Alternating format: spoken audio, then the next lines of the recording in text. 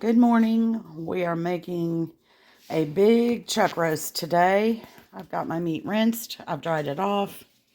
And I'm putting some oil in my pan because I'm going to brown it. And then I'm going to put it in my slow cooker. But I'm putting about, I don't know, a tablespoon or so of oil. My pan is already warm. Not screaming hot, but we're going to let it get nice and hot because we want a nice brown sear on that. On this beef roast, I'm going to put a decent amount of salt, not overkill. You'll see why in a minute. Garlic powder, plenty of that. Black pepper, you know how we love our black pepper in this house. An onion powder, not a big shock. It's a going in. I'm going to do that on the first side. Alright, I've got that in my skillet that's barely big enough to contain that huge chuck roast, but I got her in there. We're going to season this side up so that while that one's browning, this will be seasoned, and it'll be ready when we're ready to flip it. Now, I seasoned the other side, let this cook for about, 4 minutes, and flipped it over, and already my house smells amazing.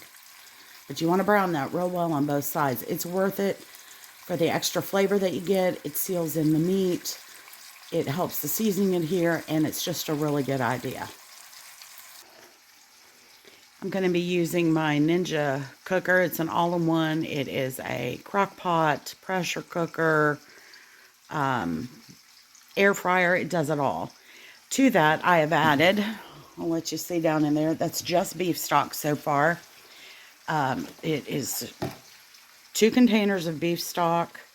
It's 2 32-ounce containers because it's such a big roast. And I'm going to be making beef and noodles with this later. So I need a lot of stock anyway. Now to this kettle of broth, I'm going to add 1 bay leaf and 1 packet. And it's one of the bigger packets of the recipe soup mix. This is the beefy onion, and when I tell you, you get a lot of bang for your buck. You're going to stir that around, set your crock pot to its instructions. I'm going to cook this for 7 hours. Hopefully it will be enough. If it isn't, I'll put it in, turn my pressure mode on, and let it pressure cook for about 20 minutes. So as soon as this comes out, we will be ready to put it in there, and that will be working while I am doing some holiday baking and things like that today. So we'll check back in a little bit. Now I'm going to do one more thing before I close the lid on my crock pot. I'm going to put a little bit, not a lot,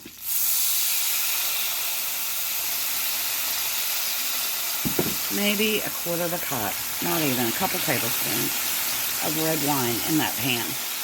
And I'm going to scrape up all of those brown bits that occurred. And I'm going to dump that right on in. Let that cook off for just a minute.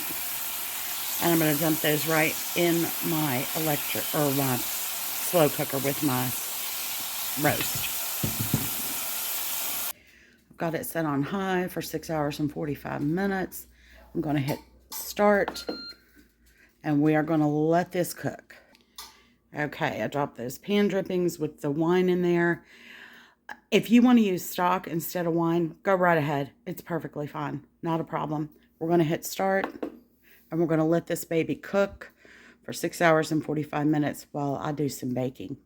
Well, I just opened up my crock pot. My meat is perfectly cooked. There's about 20 minutes left. And I will show you how tender and fall apart delicious this is. I had a hard time even getting it out of here. I mean, it just flakes apart. I'll just cut this into smaller chunks, and then I'm going to add in some noodles. I've got a big bag of wide egg noodles. I'm just going to dump that right in my crock pot because I put plenty of broth in there earlier.